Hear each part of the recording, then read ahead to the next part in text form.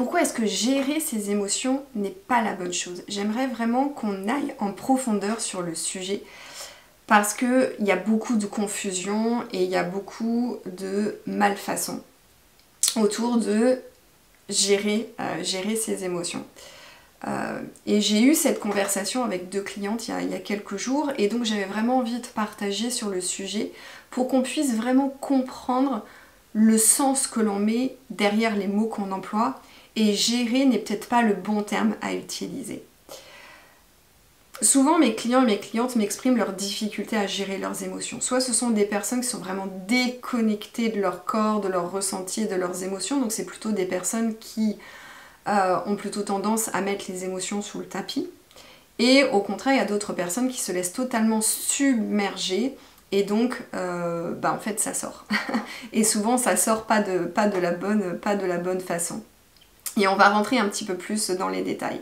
Donc pourquoi je dis que gérer ses émotions n'est pas la bonne chose à faire? Parce que je suis allée regarder un petit peu le sens de gérer. Puisque moi-même dans mon travail d'être en accord, d'être ok avec le fait de me laisser traverser par les émotions, je me suis rendu compte que j'avais tendance à faire quelque chose qui n'est pas à faire et que je tombais dans un certain piège qui était finalement de rationaliser l'émotion. Et donc je lui faisais perdre son intensité et pour autant je ne la libérais pas. C'est-à-dire qu'elle venait se stocker dans mon corps parce que gérer. Je suis allée regarder un petit peu l'étymologie, enfin pas un petit peu, je suis allée regarder l'étymologie du terme gérer. Et gérer, ça vient du verbe anglais manage et qui trouve son origine au fait dans un verbe français du XVe siècle qui était ménager. Et ménager, ça veut dire quoi? Dans le langage équestre, c'est tenir les rênes d'un cheval. Donc, si on reste sur l'étymologie de ce terme français, dans son origine française, en fait, on est dans le contrôle, on est dans la maîtrise. Et c'est exactement ce qu'il ne faut pas faire avec nos émotions. C'est les contrôler, c'est les driver, c'est les gérer. Donc du coup je me dis, tiens, peut-être que le terme gérer ses émotions n'est peut-être pas approprié parce que ça veut dire qu'on est dans la maîtrise, on est dans le contrôle et donc on n'est pas dans le lâcher prise. On n'est pas dans je laisse l'émotion me traverser, je la laisse circuler, je la laisse tout simplement faire ce qu'elle a à faire. Et je pense que quand on dit on est dans le contrôle, on n'est pas dans le lâcher prise, je pense qu'on est tous ok avec ça. Quand on ressent une émotion, c'est que ça cache quelque chose. Et quand on ne veut pas la laisser s'exprimer, c'est que ça cache quelque chose. Souvent, il y a une peur derrière, puisque l'émotion est une peur. Il y a une croyance, il y a une blessure émotionnelle. Ça peut refléter aussi un manque de confiance, une estime de soi qui est faible. Et donc, il y a vraiment ce piège-là dans lequel je me suis vue tomber, qui est de rationaliser. C'est-à-dire que lorsqu'on ressent une émotion, c'est ce qu'on nous dit, il faut l'accueillir, une émotion c'est une messagère, donc il faut comprendre le message qu'il y a derrière, donc tout ça, je pense que vous le faites, vous en avez conscience, donc ce que je me suis rendu compte, c'est que quand je faisais ce travail-là, de me dire tiens, il y a vraiment une émotion très inconfortable qui arrive, je vais aller la regarder, je vais aller l'analyser, je vais aller comprendre le message qu'il y a derrière, et en fait, ce qui s'est passé, c'est que plus je rationalisais, plus j'essayais de la voir sous un autre angle, peut-être de voir la situation sous un autre angle, plus elle baissait en intensité. Et comme elle baissait en intensité, du coup je me disais bah finalement j'ai pas besoin de faire quoi que ce soit pour la libérer, parce que finalement je me rends compte qu'elle est plus très présente. Et en fait j'avais tort, parce que cette émotion-là, elle est venue se stocker dans mon corps. J'ai pas fait le travail de je me libère de cette émotion inconfortable. Et là aussi, je suis allée regarder l'étymologie du terme émotion. Émotion, ça vient du latin mover, qui signifie mettre en mouvement. Donc ça, on le sait tous, une émotion, c'est une énergie, c'est quelque chose qui a besoin d'être en mouvement. Et à partir du moment où on décide soit de la rationaliser et du coup elle perd en intensité mais elle se stocke dans notre corps, ou alors on fait comme si on n'avait rien sorti et du coup on la met sous le tapis, là aussi on est simplement en train de la stocker. Et c'est ce qui crée en fait. C'est une émotion qui n'est pas libérée, elle s'ancre dans notre corps et au fur et à mesure, eh bien, ça peut engendrer des maladies, ça peut engendrer des maux physiques et ça engendre bien évidemment tout ce qui est blocage énergétique ou inconfort ou stimuli. C'est-à-dire qu'on se retrouve dans une situation spécifique, particulière, qui nous renvoie à une situation passée dans laquelle on avait ressenti cette émotion inconfortable qui est stockée dans notre corps et donc ça va venir la réveiller. Et donc on est comme ça en train d'empiler nos émotions inconfortables qui peuvent engendrer beaucoup de problématiques. Donc, le premier piège, c'est donc celui-ci, c'est d'aller trop rationaliser et d'aller trop comprendre ce qui se passe. Et donc ça, c'est pas à faire parce qu'on ne fait pas le travail de libération de l'émotion. Encore une fois, nos émotions, elles sont importantes. Quand on est sur un travail d'alignement, on veut trouver son alignement professionnel, la première chose qu'il y a à faire, enfin c'est pas la première chose, mais une des choses essentielles à faire, c'est de se reconnecter à son corps pour sentir en fait, lorsqu'on est dans le plaisir, lorsqu'on est dans la fluidité, lorsqu'on est dans la joie, et au contraire, lorsqu'on est dans la frustration, dans la colère, dans l'amertume, dans le ressentiment, dans l'irritabilité, dans l'anxiété, etc. Ça, c'est des indicateurs qui sont extrêmement précieux. Donc nos émotions, elles sont essentielles, elles sont vraiment importantes. Et contrairement à ce qu'on a pu nous inculquer, il faut les écouter, il faut les laisser nous traverser. Et ce qu'on nous a appris quand on était enfant, c'était au contraire de ne probablement pas trop exprimer nos émotions, ou alors que la façon dont on exprimait nos émotions, c'était pas la bonne chose. Je prends typiquement l'image d'un enfant, d'un jeune enfant, dans un magasin qui pique une crise de colère. Parce qu'il a envie d'un paquet de bonbons, ou parce qu'il a envie d'un jouet et que maman ou papa dit non. Le gamin, il fait une colère. Très souvent, on va lui dire ne fais pas ça, tu vas nous ridiculiser, c'est la honte, arrête de te comporter ainsi, etc.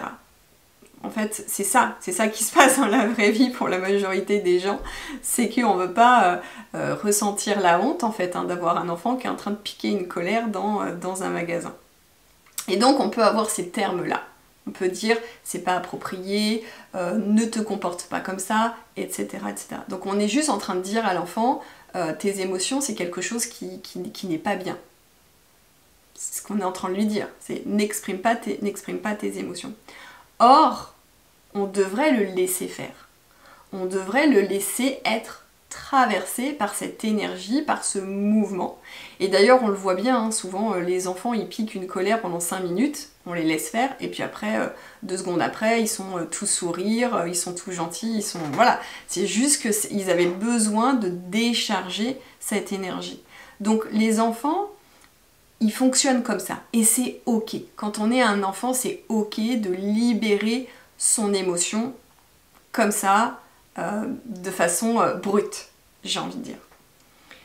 Mais après, quand on est adulte, c'est là où ça se corse. Parce que quand on est adulte, on doit avoir une autre posture et on va pas s'amuser à taper du pied parce que, par exemple, dans le restaurant où on avait décidé d'aller, il n'y a plus de place. Et que la prochaine table disponible, c'est à 22h. Typiquement. On va pas s'amuser à piquer une colère au bureau et à taper du pied sur le sol parce que notre commandé n'est pas arrivé à temps ou parce que telle personne n'a pas fait telle ou telle tâche. Et donc, c'est là où, dans notre conditionnement, on nous a dit que les émotions, c'était pas quelque chose qu'on devait montrer. Et donc, certaines personnes vont avoir quand même besoin d'extérioriser les choses telles quelles. Donc, ça va être le manager qui est anxieux et qui va déverser son anxiété sur toute son équipe.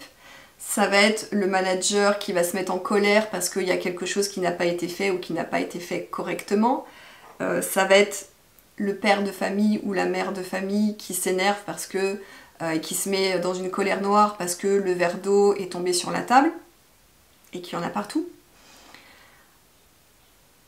Ou alors, donc là c'est vraiment des personnes qui ont du mal, qui se sentent submergées, qui n'arrivent pas à gérer leurs émotions. Et au contraire, on va avoir d'autres personnes qui vont être dans la retenue, qui vont pas laisser passer les choses parce que on leur a dit quand ils étaient gamins que les émotions, c'est pas bien, qu'on montre pas ses émotions. Et c'est ce qui se passe en entreprise, souvent on nous dit, c'est ce qu'on entend dans les articles de presse ou autres, c'est ce qu'on entend, les émotions n'ont pas leur place au travail. Et aujourd'hui, on réapprend. Aujourd'hui, on dit que les émotions ont vraiment leur place et qu'il faut les accueillir. Et là où j'aimerais t'amener, c'est que en fait, on nous dit de les accueillir, qu'il faut leur faire de la place, qu'elles sont une messagère, qu'il faut comprendre le message qu'il y a derrière. Et en fait, ce qui se passe, c'est qu'on ne nous a pas appris la bonne façon de faire. On nous dit, il faut accueillir ces émotions, il faut nous les laisser traverser. Ok, sauf qu'aujourd'hui, on n'est plus un enfant de 5 ans dans un magasin qui est en train de faire sa crise de nerfs. On est peut-être un adulte de 30, 35, 40, 50 ans au travail et qui manage une équipe. Et donc, ça veut dire qu'il y a une compétence à acquérir qui va nous permettre d'incarner pleinement un adulte mature et responsable, qui est vraiment un adulte, et une personne qui va être en capacité d'avoir une bonne hygiène émotionnelle. Ça veut dire quoi? Ça veut dire que qu'on soit la personne qui va rationaliser le truc, ou qu'on soit la personne qui se laisse totalement submerger, on va devenir cette troisième personne qui est celle qui exprime en fait son émotion. Et quand je dis exprimer, ça veut dire qu'elle va la nommer.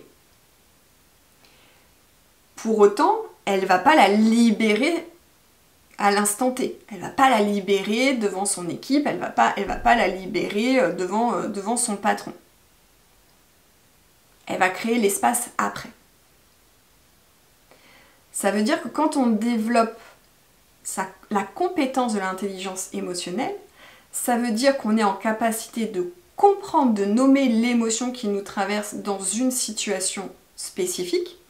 On a conscience que, hop, stimuli égale telle réaction égale tel comportement. Donc ça, c'est vraiment un travail à faire de développer la conscience de soi, qui est une des compétences de l'intelligence émotionnelle, mais ça pourra faire l'objet d'un autre épisode.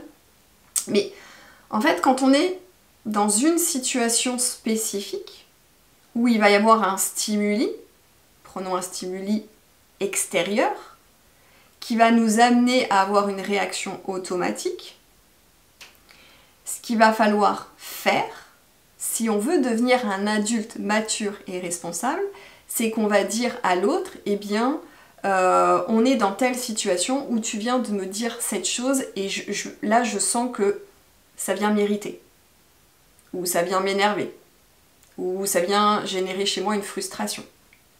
Je viens la nommer et je le partage, je fais preuve de vulnérabilité. Pour autant, je ne vais pas m'amuser à libérer ma frustration ou à libérer ma colère. Puisqu'en fait, l'autre n'est pas responsable de ce que je ressens. Donc ça sert à rien de lui jeter à la figure toute cette émotion inconfortable, puisque, après tout, il n'en est pas responsable. Donc, ça veut dire que je fais preuve de vulnérabilité, je dis, bah voilà, il y a quelque chose qui me traverse. Peut-être qu'on peut ouvrir l'espace en disant, je vais m'isoler un temps pour gérer, pour laisser cette énergie me traverser, et après je reviens et on pourra continuer notre discussion. Soit on peut juste un instant T, soit avec soi, se dire ce n'est pas le moment, et on peut personnaliser l'émotion. On peut lui dire ok, je sais que tu es là, mais ce n'est pas le moment de te laisser me traverser, je reviendrai vers toi ultérieurement. Parce que ce qui se passe, c'est que quand les émotions sont très inconfortables, qu'elles sont très présentes, eh bien, ça va venir réveiller potentiellement chez nous des choses passées. Donc, notre système nerveux peut venir en action. Et donc, ce qui se passe, c'est que on manque de clarté. Nos pensées se brouillent. On peut décider de dire des choses qui ne sont pas congruentes, qui ne sont pas pertinentes et qu'on peut regretter.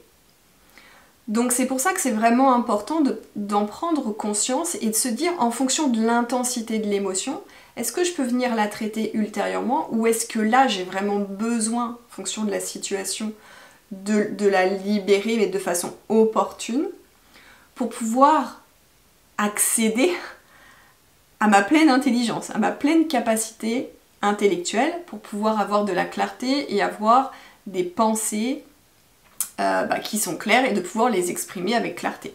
Souvent, j'accompagne en coaching professionnel des cadre managers et des DG ou des chefs d'entreprise et souvent c'est ce qui se passe. C'est quand on se laisse totalement submerger par nos émotions, notre système nerveux il va réagir de différentes façons. Et parfois ça va être j'ai envie de dire quelque chose mais je suis tellement empêtrée dans mes émotions que je suis incapable d'aligner un mot ou ce que je dis, ça n'a aucun sens et du coup les gens me regardent avec des yeux écarquillés et donc je perds toute crédibilité. Soit ça va être je déverse ma colère. Et donc je dis tout ce que j'ai à dire mais pas forcément de la bonne façon. Et donc là aussi je perds toute crédibilité. Donc c'est vraiment important de comprendre que gérer ses émotions, c'est pas ok, on m'a dit de gérer, de me laisser traverser, d'accueillir, de nommer l'émotion, de la comprendre, etc. Comme un gamin de 5 ans. Je le fais, mais en étant aujourd'hui dans ma posture d'adulte, mature et responsable. Et qui plus est, leader. Ça veut dire que je crée l'espace, je m'autorise à créer l'espace. Et si en réunion, on vient être chahuté, si en réunion, on nous fait une remarque, on nous dit quelque chose et on sent que vraiment l'émotion inconfortable est là et que on a envie de répliquer mais on sait que si on réplique, ça va devenir du grand n'importe quoi, on peut dire « Ok, j'entends ce que tu viens de me partager. » Là, il y a quelque chose qui monte, je me sens énervée, je me sens en colère, je sens qu'il y a quelque chose qui vient me chahuter, c'est pas à propos de toi, c'est à propos de moi. Je m'autorise à quitter la réunion, juste pour faire ce que j'ai à faire. Et ensuite, je reviendrai et on pourra poursuivre notre conversation où je pourrai partager mon point de vue. Et souvent, on va pas s'autoriser parce que le regard des autres, bien évidemment. Mais plus on va faire preuve de cette capacité à être à la fois vulnérable, mais à être dans presque notre plein potentiel, j'ai envie de dire, d'être vraiment dans notre leadership, et plus on va donner l'autorisation aux autres de faire pareil.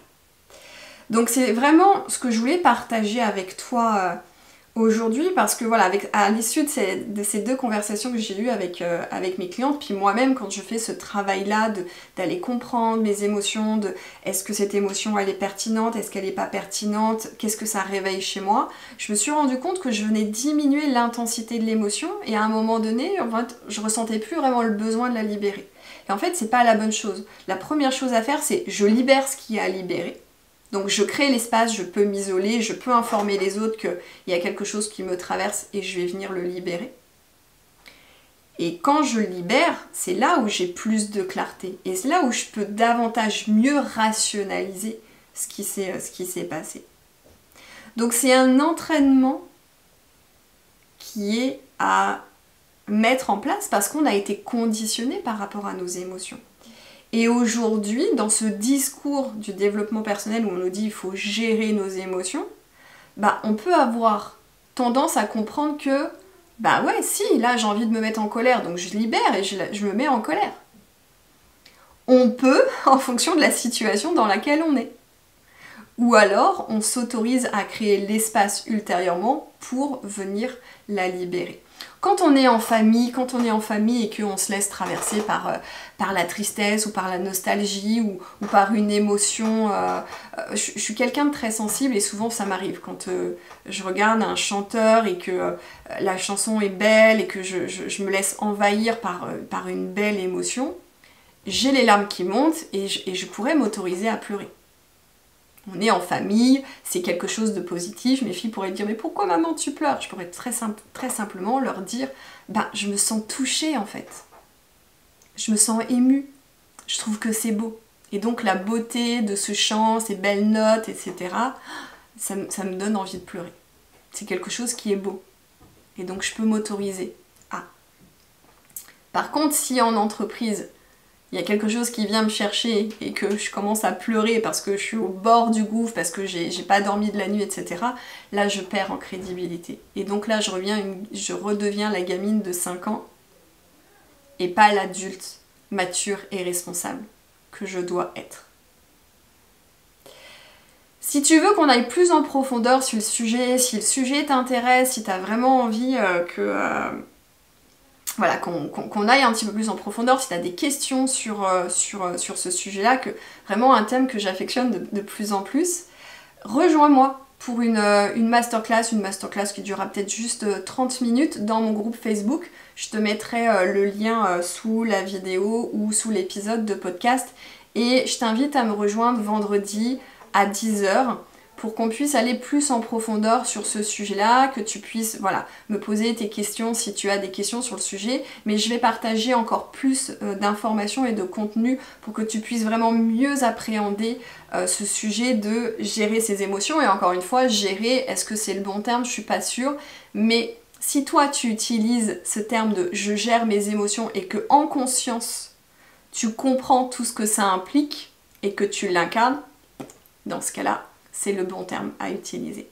Donc si tu as envie qu'on aille plus en profondeur sur le sujet, je t'invite à me rejoindre dans mon groupe Facebook. On va aller plus dans les détails vendredi à 10h. Si tu ne peux pas être disponible vendredi à 10h, tu pourras accéder au replay. La vidéo sera hébergée dans le groupe Facebook. Voilà, j'ai lancé mon invitation. C'est une invitation, c'est pas une obligation. À toi de voir. Si tu as aimé cet épisode, si tu sens que cet épisode peut vraiment aider d'autres personnes à mieux comprendre ce qu'implique traiter, gérer ses émotions, libérer ses émotions, surtout n'hésite pas à le partager, à le liker. Si tu es sur Spotify, n'hésite pas à mettre 5 étoiles, cela aide le contenu à être davantage visible. Merci beaucoup et on se retrouve très vite pour un nouvel épisode.